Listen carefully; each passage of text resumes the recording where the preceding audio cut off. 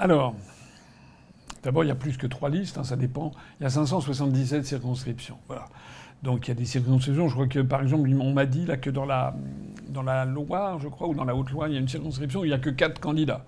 Et puis il y en a d'autres où il y a une pléthore de candidats. Hélas, d'ailleurs, dans celle où je suis, où il y a 15 candidats. Donc, bon, en gros, il y a souvent 7-8 candidats, donc vous avez quand même un petit peu de choix. Pour répondre à la question, il y a l'abstention qui est une chose, et le fait d'aller voter qui en est une autre. Si vous n'allez pas voter du tout, vous êtes considéré comme abstentionniste. Et donc, ça affecte le résultat. Parce que quelqu'un qui est élu, mais s'il y a une abstention de 50%, c'est quand même pas très brillant et ça jette une ombre, hein, ça jette une tache sur les résultats. En revanche, si vous allez voter, et si quand vous votez nul ou blanc, alors la différence c'est quoi? Blanc, c'est un petit carré blanc, tout simple. Dès que ça n'est plus un petit carré blanc, c'est un vote nul. C'est-à-dire si par exemple vous mettez un truc du style Frexit, par exemple, vous pouvez le faire. Hein. Vous pouvez mettre le bulletin de vote des européennes pour que ça fasse genre au moment du dépouillement. Ça sera considéré comme un vote nul. Vous pouvez aussi mettre, par exemple, je sais pas, un truc du style Macron et puis barré en disant Macron démission. Ça sera considéré comme un vote nul. Ça impressionnera même pas, mais ça sera noté dans le procès verbal lors du dépouillement. Mais si vous votez blanc ou si vous votez nul, à ce moment-là, eh bien, votre vote sera considéré comme un suffrage qui n'a pas été exprimé, mais ils ne seront pas comptabilisés. Ce qui distingue le système français de d'autres pays, par exemple en Suède, je crois, ou en Uruguay, le vote blanc est comptabilisé comme un vote exprimé. Donc par exemple, ça veut dire qu'en Suède ou en Uruguay, si mettons vous avez 7 candidats, vous allez avoir les 7 candidats avec un pourcentage et le vote blanc avec son pourcentage.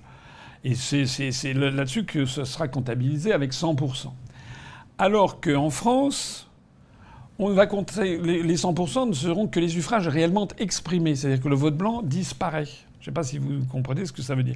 Ça a comme effet que, je crois que c'est en Uruguay, il y a cette loi qui permet, si par exemple il y avait une majorité de votes blancs, l'élection est annulée, doit être reconduite et avec les personnes qui se sont présentées ont l'interdiction de se représenter.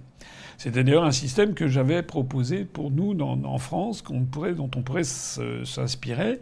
C'est de permettre un vote blanc qui permettrait aux Français, par exemple, face à une alternative qu'ils ne supportent pas, d'aller voter blanc. Et s'il y avait une majorité de votes blancs, l'élection est annulée. Ça serait quand même pas mal. Enfin, moi, c'est une proposition de l'UPR qu'on avait proposée. Je me permets de le dire, hein, puisqu'il y a des gens qui disent qu'on ne fait rien, ils sont tout simplement pas allés voir notre programme. Donc dans notre programme, on a l'idée d'avoir un système de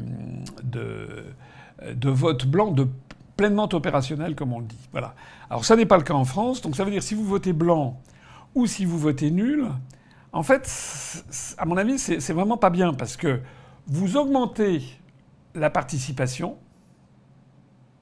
vous faites diminuer l'abstention, puisque j'ai dit qu'à partir du moment où vous êtes allé poser un bulletin dans l'urne, vous êtes considéré comme ayant voté. Donc la participation augmente et l'abstention diminue. Mais ensuite, votre vote disparaît dans les comptes et donc il n'apparaît nulle part, en fait.